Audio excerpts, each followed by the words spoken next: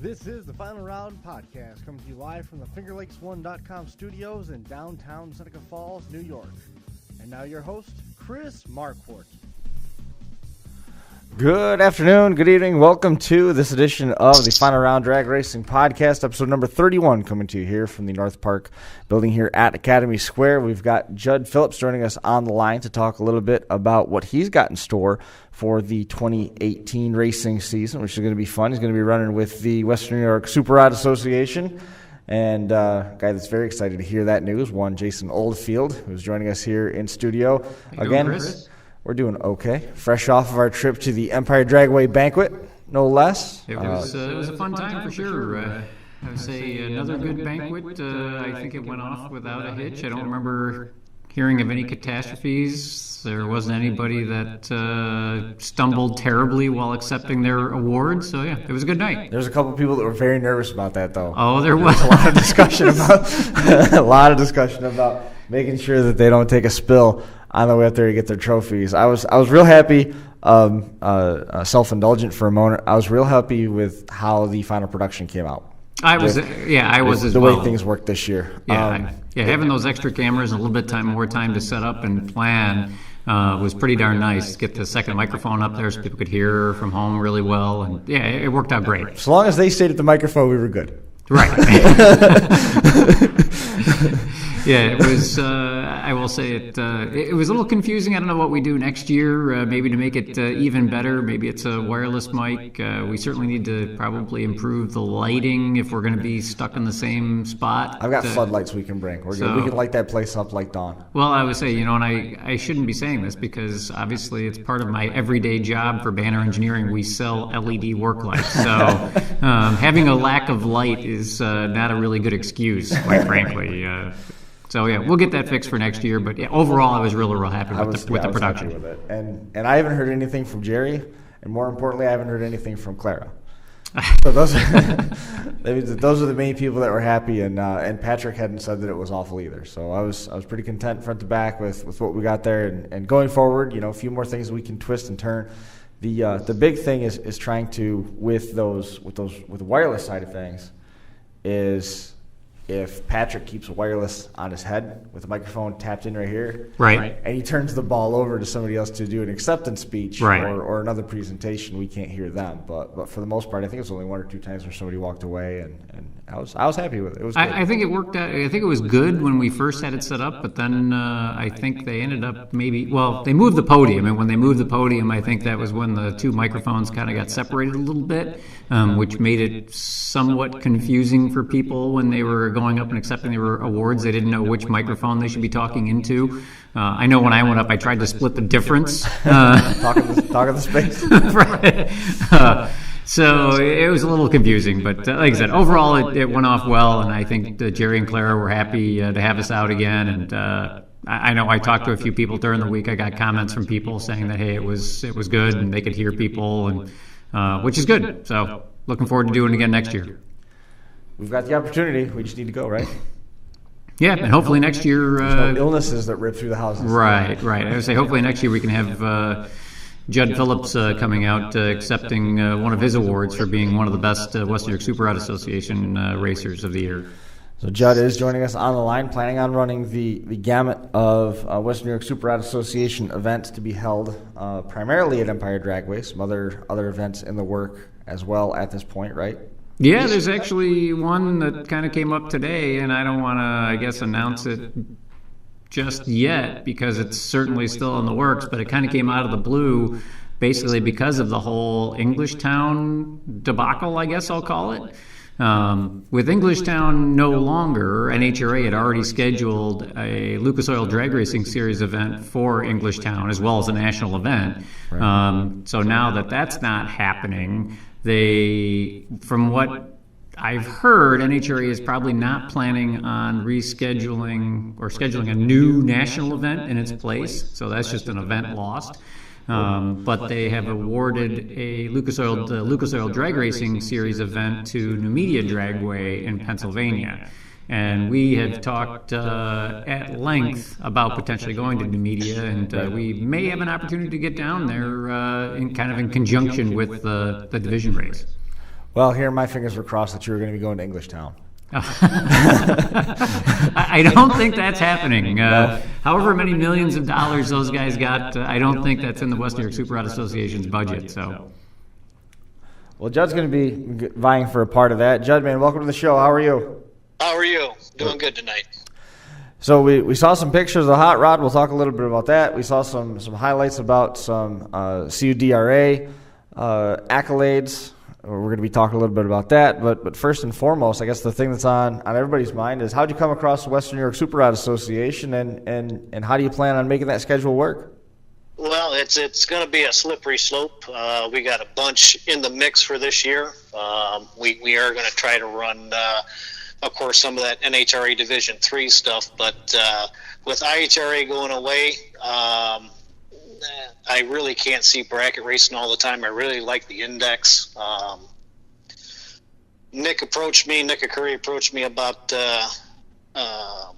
running this, and it kind of seemed to fit. So we're having at it. Yeah, I will say you were kind of pretty passionate about, trying to have us come out to Eastern Ohio there to race in the series. And Nick raced with us a few races last year. He made the trek out to Empire, and I mean, all of our races last year were all at Empire Dragway, which isn't, it's not, I guess, super far. It's not around the corner, I realize, but really after IHRA decided to go away from the index style racing, and hearing from a couple of really passionate racers like yourself, at that point it's like, well, here's an opportunity for us to potentially take our show on the road a little bit and see if we can get some interest from some of the guys out in Ohio. I know that there's a whole bunch of index racers obviously out in Eastern Ohio, and we have a few competitors, regulars that have run with us. Doug Linden's out in Dunkirk, New York, so he's on the kind of the southwestern edge of New York. Eric Macaroli's out of Pittsburgh. So why not try and get some of you Ohio racers to come out with us as well? Absolutely. Now, one thing I'm not familiar with, and I've certainly known of you from Nick, from my conversations with Nick Curry, and right. I'm not real familiar with the SIUDRA, and you were crowned champion of 2016, right? Was it 2016, or was it this year that you were the champ of the SIUDRA? 2016. Oh, okay. All right. So what exactly is the SIUDRA? That's just it was a local index class that, here again, I wasn't real enthused about the whole bracket racing. I mean, I do it. It's just not my favorite thing to do. And a good friend of mine introduced me to SIUDRA, and they do the index stuff, and that's kind of where I started down that path. And then from there, that's how I met Nick Curry, and things kind of fell into place that way. Okay. He kind of introduced me to the IHRA stuff, and then, of course, to you fellas. Right. I would say now, I guess going to the SIUDRA stuff, so that was a 630 index class? It started off as a 650, and then classes kind of dwindled away a little bit. Then it went to a 630. Yeah. Okay. And was that from an index style class? Was that I guess I'll call it your standard, you can break out as much as a tenth of a second type of race, or? No, it was almost exactly the same as the regular rod racing. Okay. You break out. There's no tenth. There's no nothing. Okay. I would say I know a lot of the index style classes like that. They typically say, all right, yeah, it's a 630 index, but we'll allow you to go on the fast side by upwards of a tenth, which I always found funny because, well, now once you start doing that, well, now it's really a 620 index class because everybody's just dialing their car fast. So now you and I conversed a little. You actually haven't been racing all that long. I haven't. I've raced probably about 5 years now, off and on. Like I said, I did a little bit of bracket racing whenever I got time, and then the 4 or 5 races or whatever through the season with SIUDRA, doing the index, and then broke the car at the end of 2016. Ended up re-chassis in the back of it, and got out probably 3 or 4 times last year, and that was about it. What did you break? Well, we decided to take the lower four-link mounts and try to rip them out of the bottom of the car. Oh. So it was a back half after that. I would say, because usually, someone talks about breaking the car, it's like, all right, I broke a hind joint, or let's call it in the rear suspension. Usually it's something like that, and maybe a few weeks, a couple of weeks later, you're back out and running. But yeah, when you said, we decided to redo the rear suspension, it's like, wow, you must have broke something pretty serious. Yeah, it was never, I guess, not correct to begin with, not knowing it now, but we decided to just take it from the main hoop back, cut it out, and start over. I would say we're looking at a picture of the car right now that has the old Krager Super Tricks on it, which I had on the Corvette going back a while ago. And I will say I saw that the paint job, I think it's the same paint job that you have on the car now with the white stripe down the side. Yeah, it's a gray stripe, absolutely. Okay. Yeah, I would say that really reminds me, it's very similar. You probably don't know this, but my uncle used to race the Motown Missile Pro Stock car, and that stripe, the way you have it down the side of the car, really reminds me a lot of the way the one car was the Mopar Missile was painted in 1973. Right. Well, it was actually a combination of that, and about 5 years ago, it's what a Bud Light can looked like. Perfect. I handed it to the painter, and we were having a couple pops, and I said, do what you want to do, and I picked it up 3 weeks later. So overall, I guess your racing career, I mean, is the 5 years, is that all in this car that you have now? Yes. Well, I can't say that. I did a little, back when I was 16, 17 years old, basically it was a street car that I'd go out and bracket race every now and again on the weekends. And, other than that, that couple of years into that, by the time you get married, have kids, the house thing, I had bought that car, probably 17 years ago, and it sat for, 12 of those years. Oh, no kidding. In the garage before I decided to put it together. So did you buy it on a whim? I mean, I guess, how did you end up getting the car and then having it sit for such a long time? Like I said, when I got out of that, the drag racing when I was 16, 17, 18 years old, here again, life took over, and it was, I sold that car, and actually I bought that rolling chassis the way it sat. Okay. And then, like I said, life took over, and it sat in the garage. Right. And I will say that that's not a uncommon story. Usually what happens is have the guys, you must have had life take over for you maybe a little earlier than some of us. Usually what happens is guys race until they're mid to late 20s, then they get married and have kids, and then the car gets put in mothballs for, like you said, 10, 15 years. And usually when the guy's in his mid to late 40s, when you see the car again, it's like, where the heck you been? Yeah, that was it was one of those things where I got sick and tired of walking past it in the garage and said, it's my time. Right. So you brought the car out, and I guess tell us a little bit about the car. I mean, obviously it's a Pinto. Correct. It's an all-steel car, well, except for the trunk lid and the hood. Actually, still has the I-beams in the car. That thing actually weighs almost 2,700 pounds. Okay. Wow. Small block Ford, C4, 3-speed, 9-inch. Nothing real special. Actually, a pump gas motor. Oh, really? Yeah, 11.5 to 1. Nothing special. I would say I do like the Ford Power with the Ford branded vehicle. I'm pretty I'm pretty stubborn when it comes to that. Now, have you always been a Ford guy? Absolutely. Okay. I cringe every time I got to work on Nick's car. Okay, so is this Nick's car next to it then? Yes, so that is a picture of Nick's Corvette next to the Pinto with the body up. So Nick's car is that's John Pelicane's old Corvette Roadster. So yeah, you have a Chevy and a Ford sharing garage space there. It is, and before I met Nick, that probably would have never happened. So I will say that do you know that we have, I guess, 2 regulars that run in our series that have Pintos, and our 2-time now defending champion Harry Phelps is in a Pinto? No, I did not know that. I would say this is going to be like the Western New York Pinto Racing Association. Actually, I might have heard that. Is that the Pinto that keeps beating Nick? He can't figure out how to get around him? That might be it. Harry's a tough competitor. White Pinto? That's correct, yep. That would be it. Every time he came home, he told me the stories about it. Yeah. Harry's a real tough competitor. Great guy, but yeah, very, very tough competitor. And him and Kirk Perry are the 2 guys that are regulars with us that run Pintos, and good working cars. There's no doubt about it. And I can see from the pictures of your car as well. It looks like definitely a really good looking car. Thank you.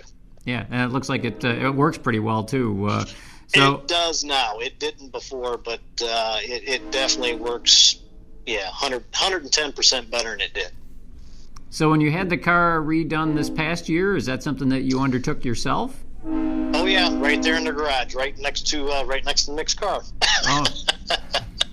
We bought the back half kit from S&W, and I looked at Nick and I said, "Well, what one man can do, another can do. So let's start cutting." Right. I would say that. Yeah, they make some nice stuff at S&W. They've partnered with us in the past. They've been real good people down at S&W too. So how long did it take you overall to do that yourself? It took probably a month and a half to complete that part of it, and then we ran into some snags that were not foreseen. And I'm not going to blame anybody or anything like that, but it was late by the time we got the car back together. Yeah. Which, like I said, I can't blame nobody or anything like that. It was just basically unforeseen problems that arose. I think Chris has got a picture up right now of the whole rear suspension, the axle housing, the coilovers, and yeah, it looks like a real nice piece, honestly. It turned out real good. And then once I got stuck on something, I had Ken Cooper from Big Dog Fab. He would come over and help me, stay in the right direction and point me in the right direction, and everything kind of turned out. So, how did you get started, I guess, in the index racing to begin with? That's one of the hardest things that we always have is that, guys get interested in drag racing and they start bracket racing, and then, there's just so many people that they're afraid of the pro tree and that style of racing. And, how did you, I guess, get involved with it? Well, like I said, I would go out and bracket race and, do the whole test and tune and just kind of play around. And I met another buddy of mine, Jesse Harris. He ran with the Coudre guys, and he said, "Well, why don't you come play with us?" It's not a real huge group of guys, but it was something different. I said, "Yeah, I'll try it." And once I tried it, I was hooked. Yep. Now, granted, I wasn't doing things right at all. Those throttle stop, I wouldn't even stage the car right. And then, thank God through this whole ordeal, I met Nick Curry. Yeah. And he kind of took me under his wing and really, really showed me how to drive. And from there, it was kind of downhill. Well, I have to say, and I saw a picture on your Facebook page today of you holding a trophy from an IHRA race. So you must have won one of the Summit Super Series races? I did. The Dragway 42. One on Saturday, actually broke in the final. And that was actually my second only rod race as far as IHRA. Wow. Well, you must be a quick learner then. A lot of luck, I guess.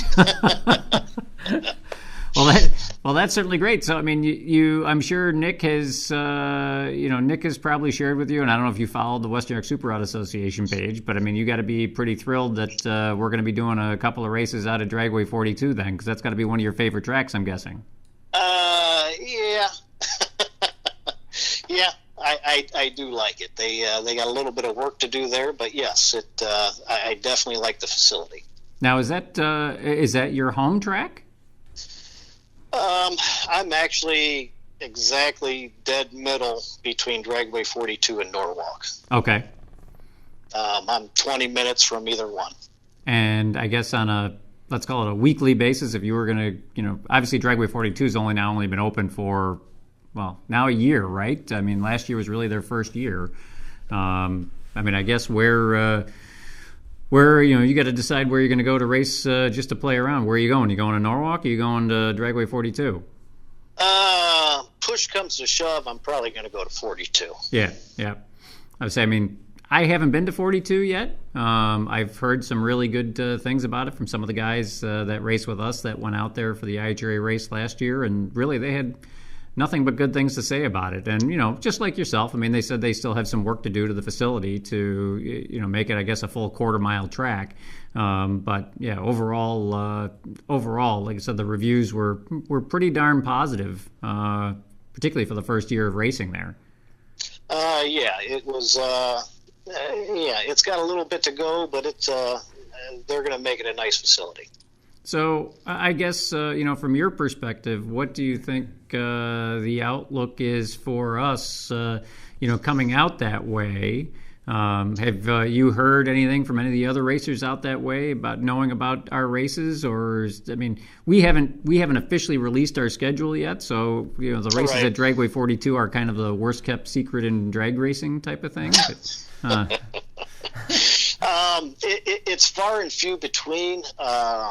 Here again, being new to the whole index thing, I hear more bracket racing than anything else. It almost seems like this, the big money bracket races are just saturating everything. Right. You know what I mean? Right. But definitely need to get the word out. Actually would like to see a whole lot more of it. I can't wait. Yeah, and I know this I think it was just last week. I think there's a picture of you and Nick standing in the pits. I think this might be when you clinched the SIUDRA championship, maybe? Given the number one sign. Maybe it was at Dragway 42. That was actually at Thompson. That was a SIUDRA race. It was a members only, 2,500 to win open comp race that actually him and I made it to the finals together. Oh, no kidding. Yeah. And he started at one end, I started at the other, and we met in the middle. Oh, that's very cool. So I will say, just last week, I'm going to call it the Great Lakes Pro Tree Association announced their formation. And they are going to have a set of 8 races, 2 at Mid-Michigan, 2 at Milan, 2 at Columbus, and 2 at Dragway 42, actually. Challenge race? Is that what you're going for? I'm sorry? Challenge race? Challenge race? I don't know about that. So, I mean, unfortunately, Columbus used to be one of the premier NHRA tracks. I think NHRA still owns the track, but they don't hold any big races there at this point. Columbus is a little far for us. I mean, from Rochester, you're talking all of a 7-hour drive. So I never really thought about holding any races out of Columbus. That would be interesting, but it's starting to get a little far. I think we might have a hard time getting some of our guys to travel out to Columbus. But yeah, I mean, their last race of the year is like the second week of September or something like that out at Dragway 42, and we already have one set of races scheduled for Dragway 42. So yeah, maybe it's possible that we could work together to try and put on a bigger race out there at the end of September. I was thinking if you did a challenge race, you wouldn't go to home turf. You'd have to find a neutral track like 42. Right, absolutely. Yep. I'm game.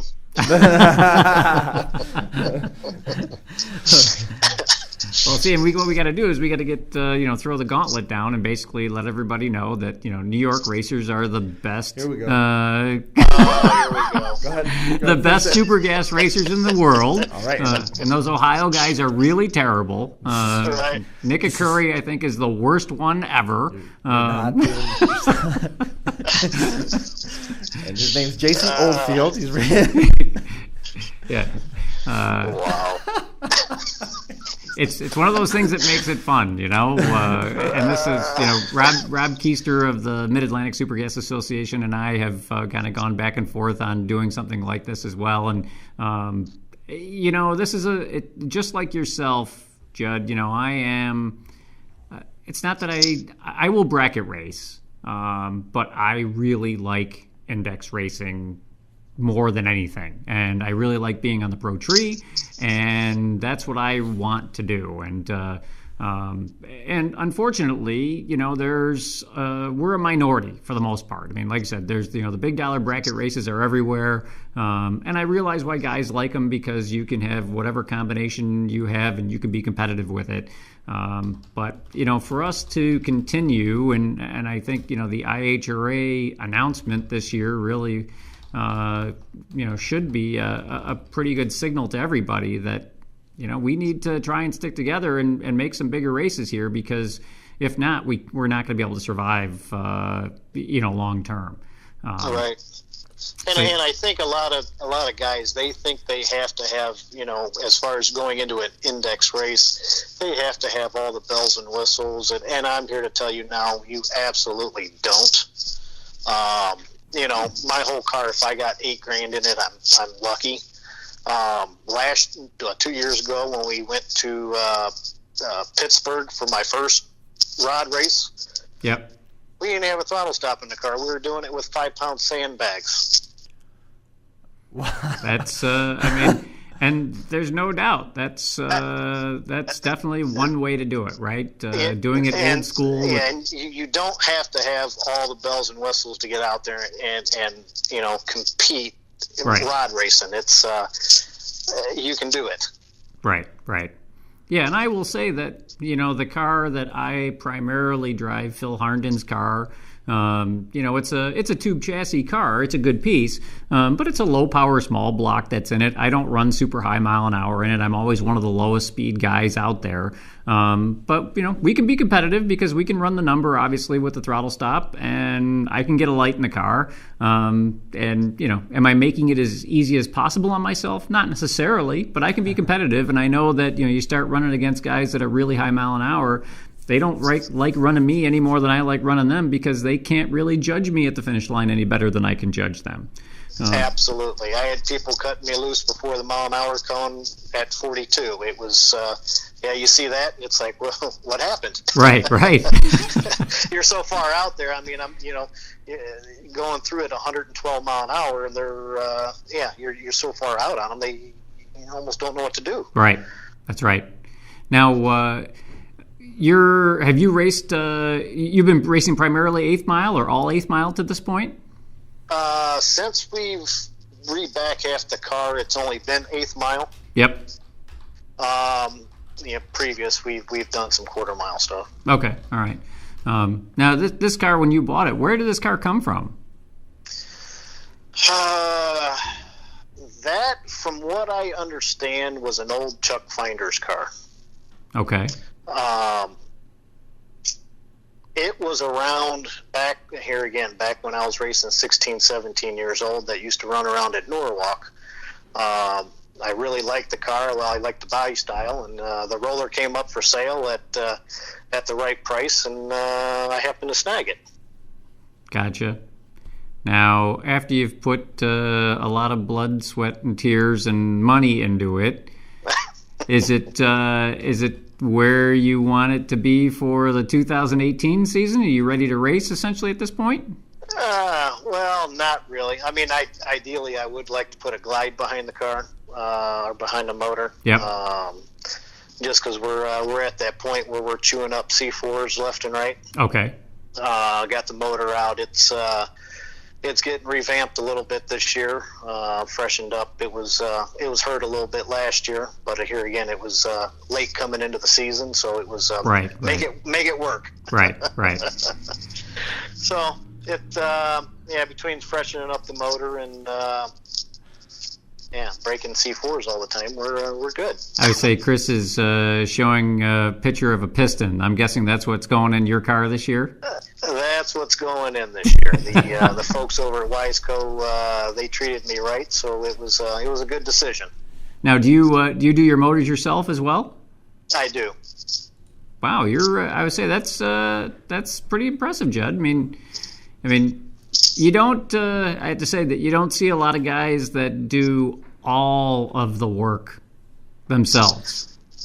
Yeah, I used to work for a automotive machine shop back when I was 16, 17, 18 years old. Okay. And I'm one of those where if I can do it myself, I get more satisfaction out of doing it myself and saying I did it. Sure. You know, whether right or wrong, I would much rather do it myself. No, I mean, you've got that picture where to me that's part of drag racing. What ended up happening to the motor? Are you rebuilding it and putting fresh parts in, or did something break? Freshen it up. I had a couple pistons that were, a couple holes that were pretty loose. I had a couple slight bent valves. Other than that, it's just more of a fresh up. That's because it's a Ford. Right. Yeah. I say I'm a Chevy. I won't say I'm a Chevy guy through and through, but I don't. I've never had a Ford, and none of my family. Well, I shouldn't even say that because my uncle drove a Comet back in the '60s, so I shouldn't say that my family's never driven Fords because my uncle had a Ford too. That predates the missile, right? What was that? That predates the missile. Yeah, the Comet predates the missile. Yeah, that was AFX days when before he wised up. Exactly. I got a friend down in Virginia who swears by Ford stuff and has been running alcohol for fuel and has been bending connecting rods right over at 90 degrees inside the block because they can't quite get the compression right, and the compressing the liquid never really goes as planned. Right. They got stuff that have just been turned into pretzels. He's really been fighting the current with it, but I'm sure he'll figure it out in time. He's a pretty resourceful guy. The experience in the machine shop's got to give you a lot of confidence on multiple fronts. Are you able then to do all the planing of heads and things like that, making sure there's no cracks and getting everything evened out on your own and not have to send that someplace else? I do. I mean, as long as I don't need a piece of equipment to do it, I pretty much try to do it myself. Yeah. That saves checking valve seats, guides, stuff like that's all. Yeah. I'm good at doing all that myself. As far as cracks and pressure test bench and stuff like that, something like that. And actually, the guys over at Wind It Tight over here that do my machine work, they help me out pretty good too. Nice. And then you obviously have the ability because of the chassis work, so you can obviously weld as well. I try. I'm not real good at it, but I try. It gets the job done. The stuff sticks together. Bubble gum and duct tape. That's all we do. That seems a little more scary than it's supposed to.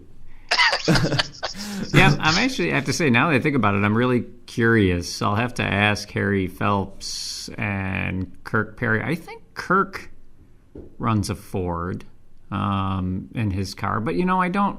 I should know this, but I can't say that I know for sure. I'm really curious as to whether either of those guys run Ford motors, if they run Chevy combinations in their car.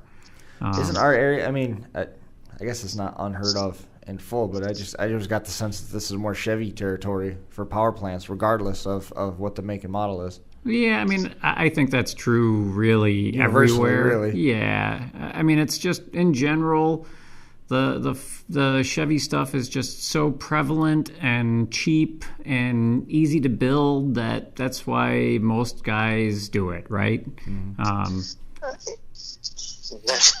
And I don't know what I'd say. I don't know what I would do, honestly, if I had a Ford. I mean, I'm generally more old school, so I would tend to think that I'd be like, all right, well, I got a Ford. I want a Ford in it. I mean, I got a Plymouth. I'm putting a Mopar in it. You have a Pinto. You're putting a Mopar in it.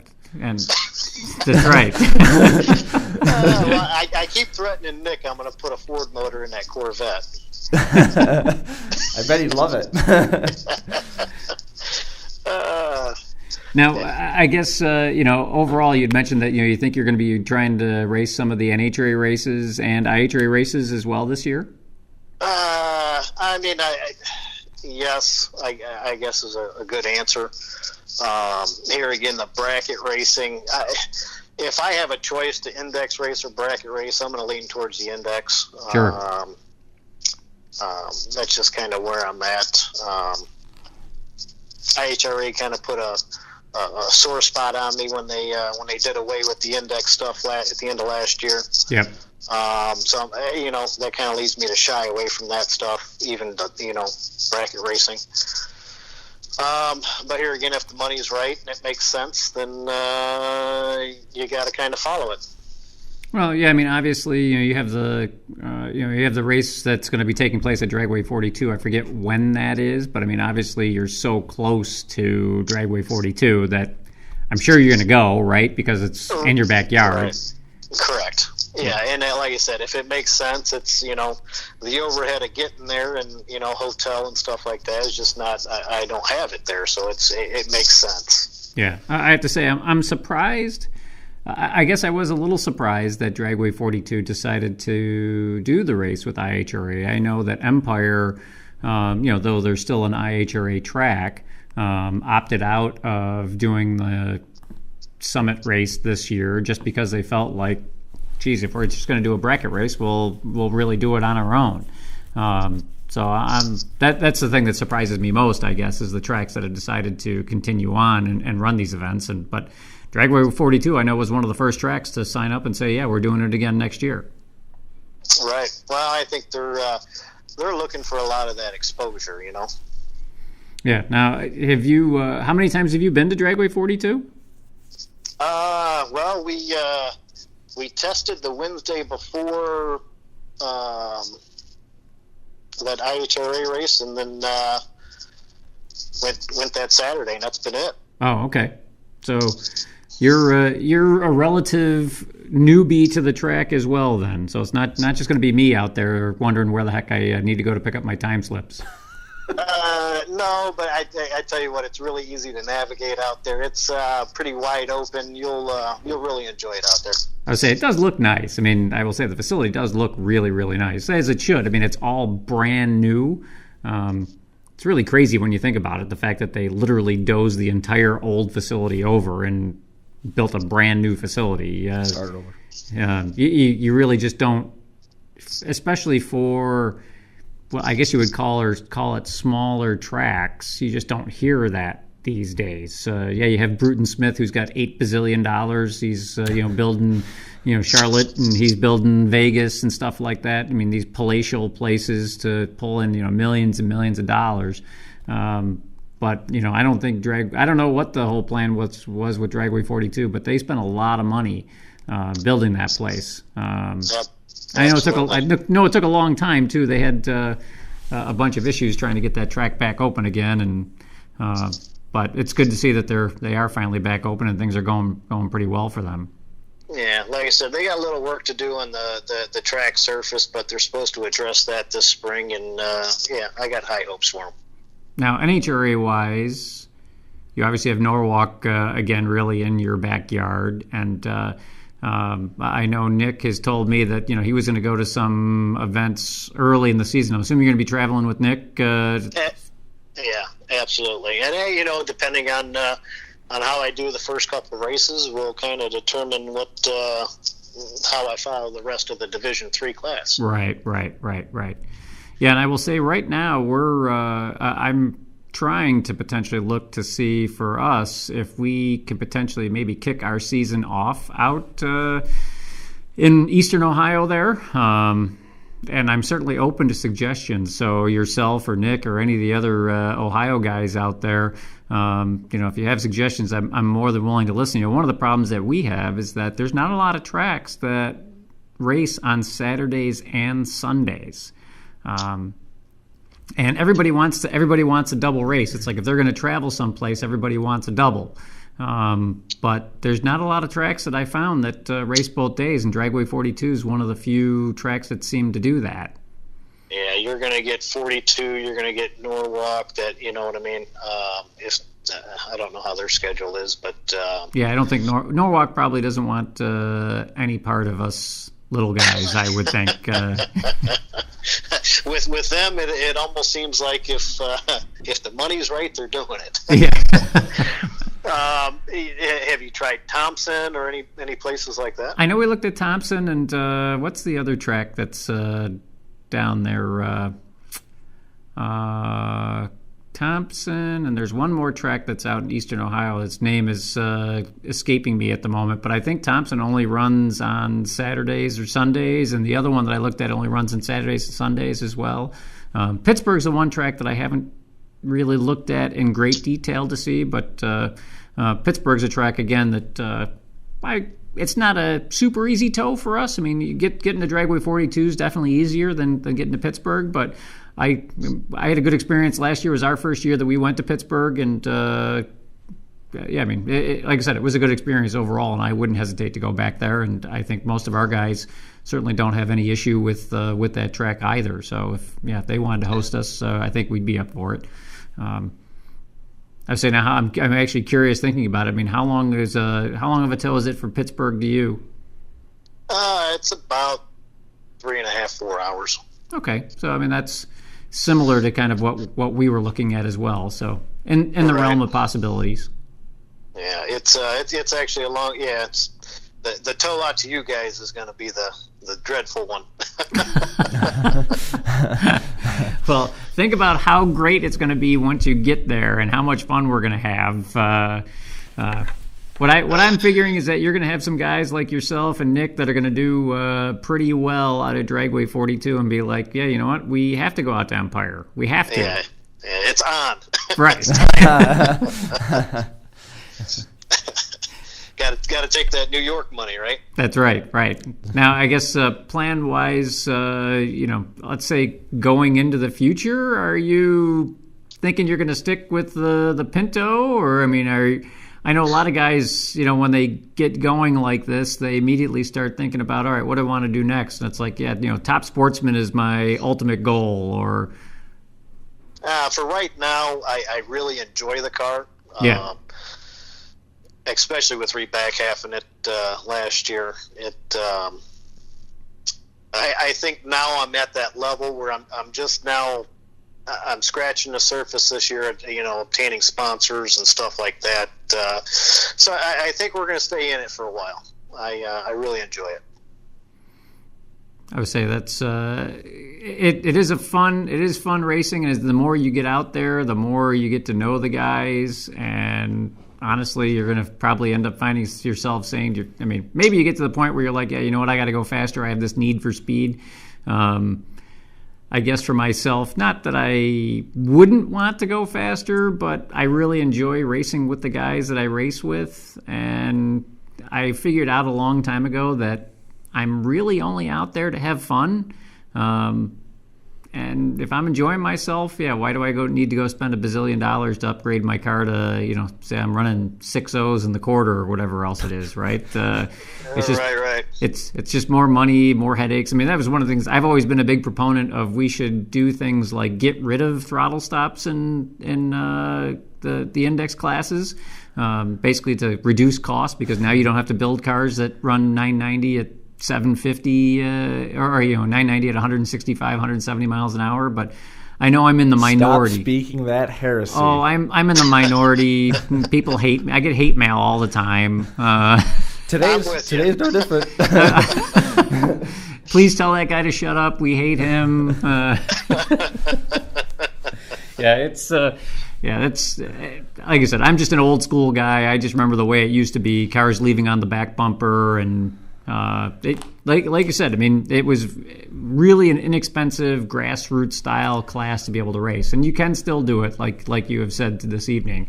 But it can be difficult for sure. Just to give you a perspective on the type of hate mail that Jason gets, the best one that we've got so far tonight was in reference to when he said, what if I had a Ford motor? I don't know what I'd do with it. And one of our listeners wrote in and said, hopefully you would hang on to it and jump into the Genesee River. Wow. Well, I guess. I would say how I don't know what the saying is, but it's there's no press is bad press or something like that. I mean, it's better to be hated than ignored. That's right. I mean, hey, people are watching, right? Yeah, tune in to hate me. I don't care, whatever. I can see this turning real bad real quick. Well, we won't associate you with West New York Super Rod Association or Final Round. We'll try to isolate you from it. So, what as of right now, what's plans for the first race of the season for you? Well, we definitely got a whole lot of testing to do. I think we're going to rent the track a couple times. Definitely get dialed in. I think the first race is going to be at Columbus, the first Division III race. Not sure. Like I said, it's really going to depend after that how points go. Of course, if you go out first round duck all the time, it's kind of hard to follow it. Oh yeah. So after it really it's up in the air. Really depends on how this whole sponsorship thing. I'm new at that too, so it's how all that goes. If of course you get a bunch of sponsors that throw you a bunch of money, you kind of do what they say. So if they want to see it, then I'll oblige. So, but if not, then we'll come visit you guys all the time. It does help influence decisions, doesn't it? It does. Doing it on your own for so long, you get to that point where you just throw your hands up in the air and say, at this level, you can't do it on your own. So you had this Pinto. We just had a look at it. It was just sitting in the garage, and you had this Pinto, and it was sitting. You ran it, then it was sitting off to the side. It took you a little bit of time to get it put back together. And maybe Jason hit on this earlier. So was this the first drag car that you had, or did you have a car prior to this? Well, like I said, 16, 17, 18 years old. I mean, it was a street car. I mean, its car ran 1290s or whatever. But other than that, no, this is the first actual race car I've ever had. Wow. And one thing I didn't touch on, I guess, and it's how did you, I guess, get into racing overall to begin with? I mean, it doesn't sound like. I mean, were you just a young kid that liked cars? You're working at the machine shop. And you thought, hey, this is fun. I mean, it doesn't sound like you have any family members or anything like that kind of dragged you into it, like my story is. Yeah, I'm a loner as far as the family, but then I had a buddy of mine back in high school that his dad drag raced, and it was a Halloween classic. He said, "Oh, why don't you come on out and see?" And here again, once I did it once, it was it's all over. You know how that goes. Oh yeah, yep. Yeah, it is funny. I mean, I'm sure you have people in your family, because you're really the only person that does it. I'm sure you have people in your family that think, "Why do you do this, Jud? I mean, when are you going to grow up and stop doing this? This is stupid. It's crazy, right? You must be out of your mind for doing it." Wasted money. Right. I don't even know if I should touch that or not. Stay with that. I threw it up there hoping somebody would hit it. But.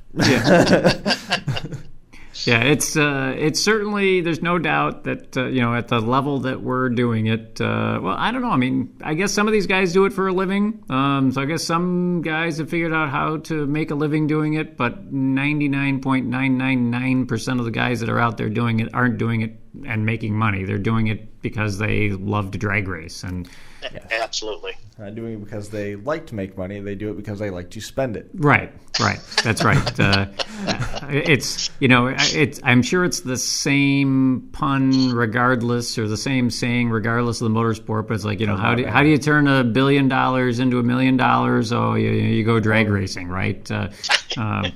And then there's really is just no doubt about it. It's if at the end of the season, if you had a good season and you could add up all your expenses versus your winnings, and you said, hey, you know what, I broke even. That's a great season. That's a great season. You mean it's like, what? Really? I was able to go and have fun and enjoy myself all those times away, and it didn't cost me a nickel? That's pretty darn good. That's an achievement, yeah. Yeah, that really is an achievement. There's not about it.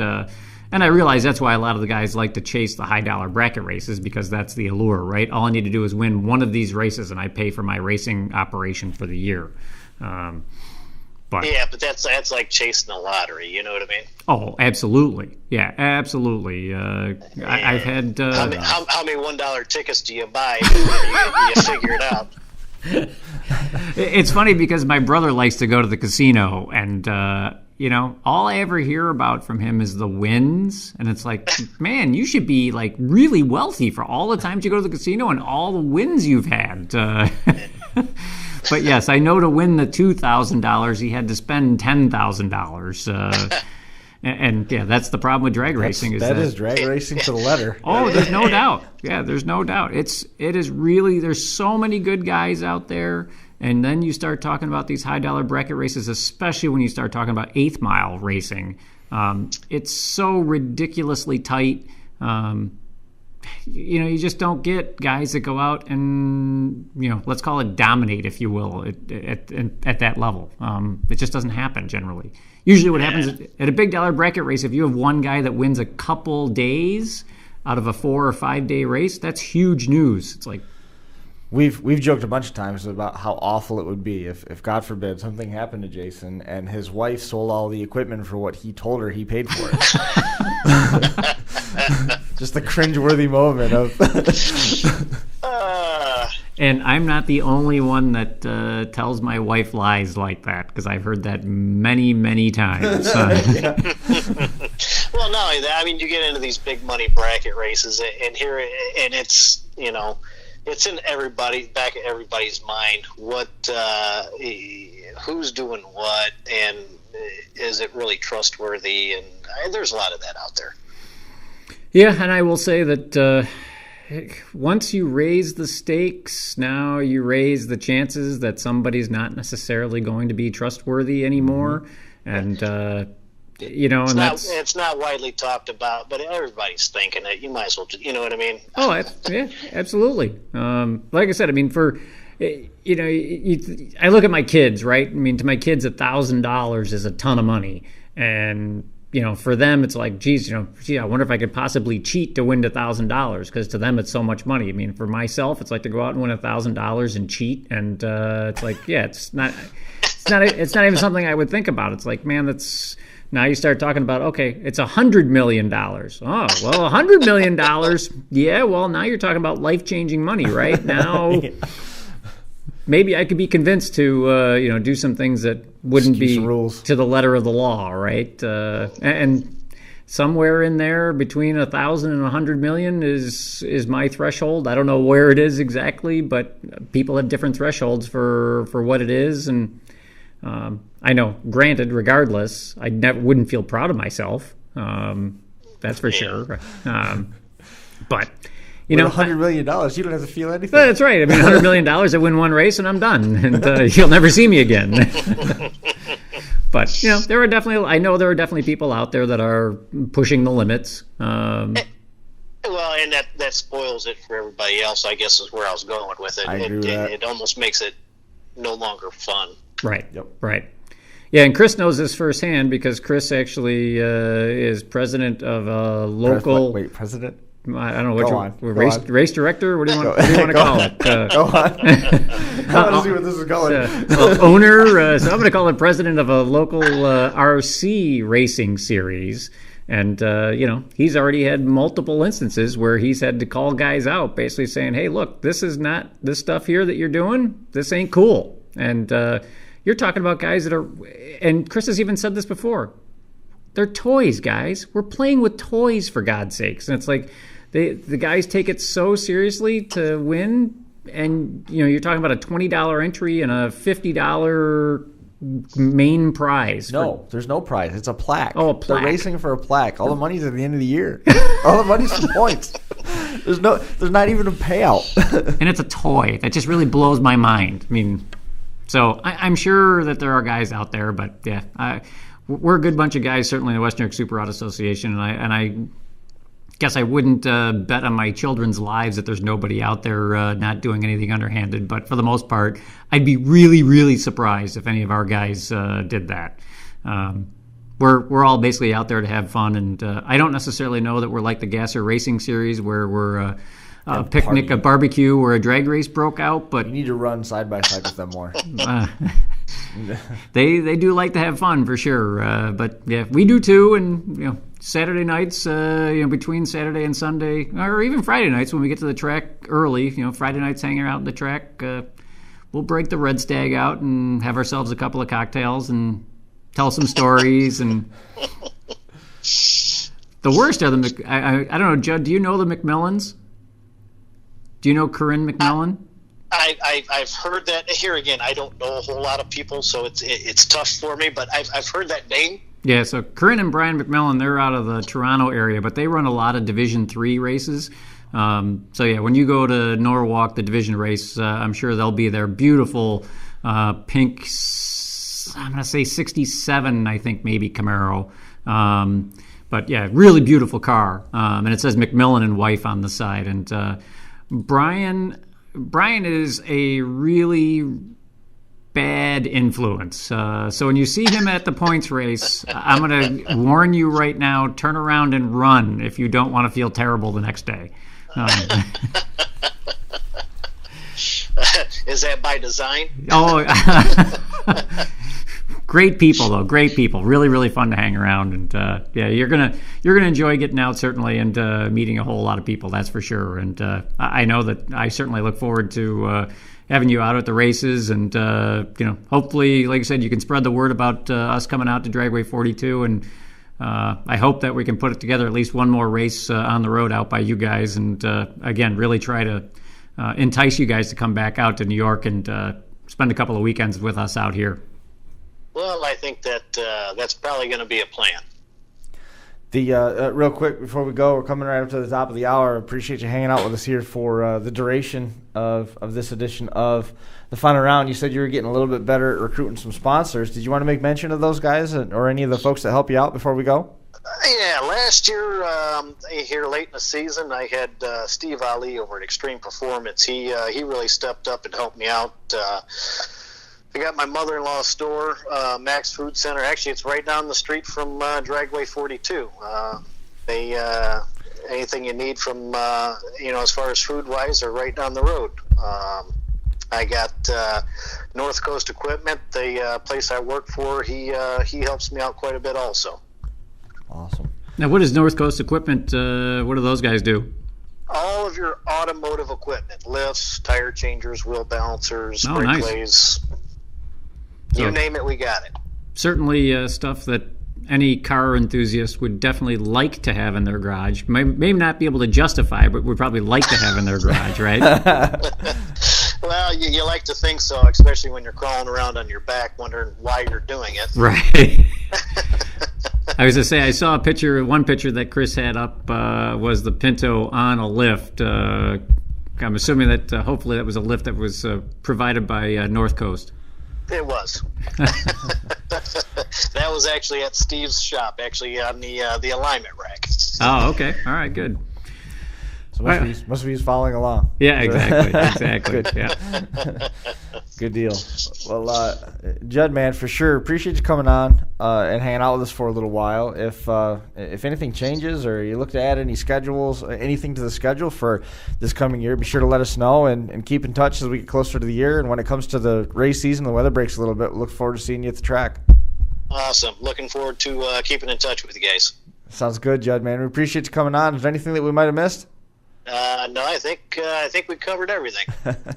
We do appreciate you hanging out with us for the duration of the show, man. We'll talk soon. Awesome. Thank you. Thanks, Jud. Take care. Yeah. Bye-bye. There goes Jud Phillips. Hope you had fun. I guess we'll find out. I'm sure Nick Curry will tell me all about it. I don't doubt that. I don't doubt that at all. He'll be right there ready to correct everything. I got your text message. Good. Thank you.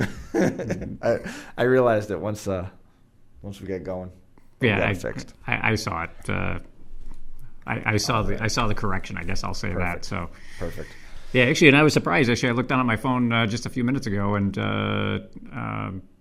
Jud actually messaged me regarding potentially putting together a team class race style format of a race. That'd be kind of cool too. He's already thinking about it and yes. Says, I have some ideas if you want to hear them. It's like, sure, I'm all ears. Yeah, absolutely. So I'll have to talk with Jud off air and kind of find out what he's thinking. Well, that sounds good. We hit on everything we had planned on this one, number 31, pretty much in the books. We even had our train go through, which was right on schedule. I don't know if you noticed it. I noticed it, yes. It's hard not to because it shakes the whole freaking building. That is going to do it for episode number 31 here from the North Park building here at Academy Square. We appreciate all the folks that were tuning in and hanging out with us. For Jud Phillips making some time to hang out with us here on the episode. We'll be back again in 2 weeks. We look forward to seeing everybody then. This has been the Final Round Drag Racing Podcast, coming to you live from the FingerLakes1.com studios in downtown Seneca Falls, New York. We'll see you right back here again in 2 weeks. Thanks for watching.